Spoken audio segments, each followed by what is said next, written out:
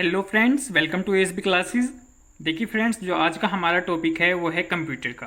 और कंप्यूटर की हमने पहली क्लास जो बेसिक्स क्लास है वो कंप्लीट कर चुके हैं। और आज की जो हमारी क्लास है वो सेकंड क्लास है जिसमें हमने टाइप्स ऑफ कंप्यूटर की बात की थी। उन्हीं के बारे में आज हम चर्चा करेंगे।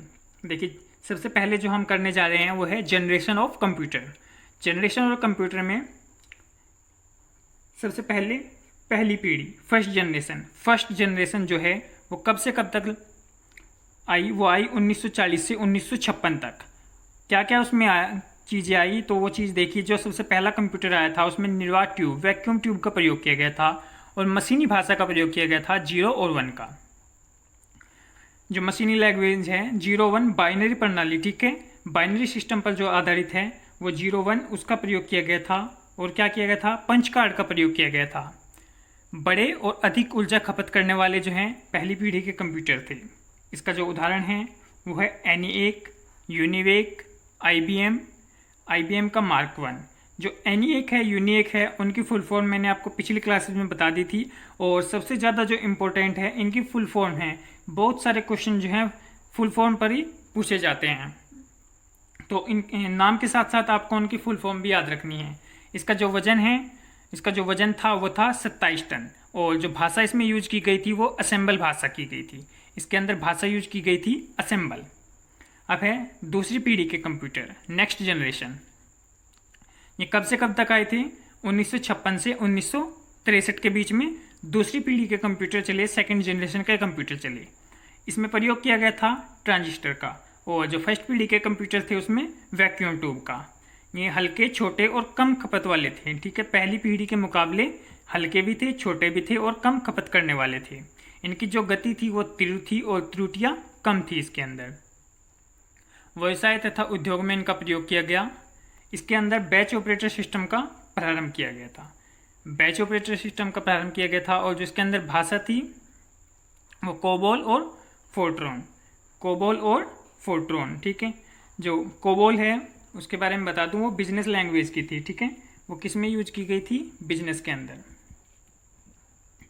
बिजनेस में इसका यूज किया गया था। और अगर इसकी मैं फुल फॉर्म की बात करूं तो वो थी, सबसे पहले मैं आपको फोर्ट्रॉन की फुल फॉर्म बता दूं, फॉर्मूला ट्रांसलेशन।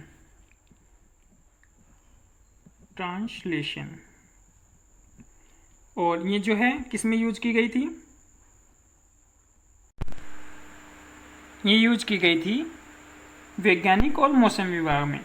ये यूज की गई थी मौसम विभाग में, ठीक है, मौसम विभाग। अब बात करते हैं कोबोल की। तो कोबोल की फुल फॉर्म है कॉमन ओरिएंटेड बिजनेस लैंग्वेज, ठीक है। बिजनेस जो है इसके अंदर यूज हुआ है, तो आप ध्यान रखना किस में यूज की गई थी? बिजनेस में। और जो फोर्ट्रॉन है, फॉर्मूला ट्रांसलेशन, वो मौसम विभाग और वैज्ञानिक में। अब देखिए तीसरी पीढ़ी, थर्ड जनरेशन। तीसरी पीढ़ी कब से कब तक रही? 1964 से 1971। और इसमें जो है किसका प्रयोग किया गया? इंटीग्रेटेड सर्किट का, IC का जो है इसमें प्रयोग किया गया। IC चिप जो है वो किसकी बनी होती है? सिलिकॉन धातु की। क्वेश्चन जो है बहुत ज़्यादा इंपॉर्टेंट है, कई बार पूछा गया है कि जो IC चिप है वो किस धातु की बनी होती है? वो बनी होती है सिलिकॉन धातु की। अब इसमें जो है किस चीज़ का प्रयोग किया गया? SSI और MSI, ठीक है। SSI और MSI की फुल फॉर्म आपको याद रखनी है, स्मॉल स्केल इंटीग्रेशन, और MSI मीडियम स्केल इंटीग्रेशन। इसमें टाइम शेयरिंग ऑपरेटिंग सिस्टम का प्रारंभ किया गया था। और हार्डवेयर और सॉफ्टवेयर की बिक्री अलग अलग प्रारंभ हुई। इसमें जो भाषा यूज की गई वो PL1, पास्कल और बेसिक, 3 भाषाएं इसके अंदर आई थी, PL1, पास्कल और बेसिक। और जो है इसके अंदर कौन सा कंप्यूटर आया था? IBM 360 कंप्यूटर आया था। अब नेक्स्ट जो है वो है फोर्थ जनरेशन, चौथी पीढ़ी के कंप्यूटर। ये कब से कब तक आए? तो ये आए 1971 से 1989 तक। इसमें जो है माइक्रो प्रोसेसर का विकास हुआ। माइक्रो प्रोसेसर का इसके अंदर विकास हुआ। और जो प्रोसेसर है वो भी कौन सा आया था, एमई होप। और व्यक्तिगत कंप्यूटर यानी कि पीसी जो है, पीसी किस में आया, पर्सनल कंप्यूटर जिसको हम बोलते हैं, जिसमें जो है एक पर्सन, एक व्यक्ति काम करता है, पीसी, ठीक है। वो किस जनरेशन में आया, वो आया 4th जनरेशन में। ये क्वेश्चन जो है इंपॉर्टेंट है। क्वेश्चन पूछा जा सकता है कि जो पर्सनल व्यक्ति है वो कौन सी पीढ़ी का कंप्यूटर यूज करता है, ठीक है। तो पीसी जो है कौन सी पीढ़ी के अंदर आया, 4th पीढ़ी के, ठीक है, 4थी पीढ़ी के अंदर आया। इसमें जो है एलएसआई और वीएलएसआई का प्रयोग हुआ। इसके अंदर हुआ एलएसआई और वीएलएसआई, लार्ज स्केल इंटीग्रेशन और very large scale integration. Network जो है लैन वैन, इनका विकास हुआ, ठीक है। जब नेटवर्क का चैप्टर होगा उसमें हम आपको डिटेल्स में बताएंगे कि लैन क्या होता है, वैन क्या होता है, ठीक है। लोकल एरिया नेटवर्क और वर्ल्ड एरिया नेटवर्क, ठीक है।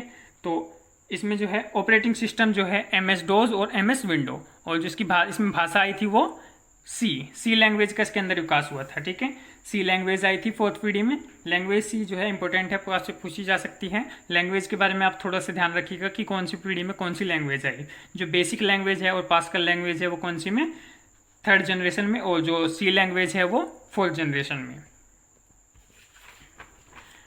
अब 5th जनरेशन, 5वीं पीढ़ी की हम बात करते हैं।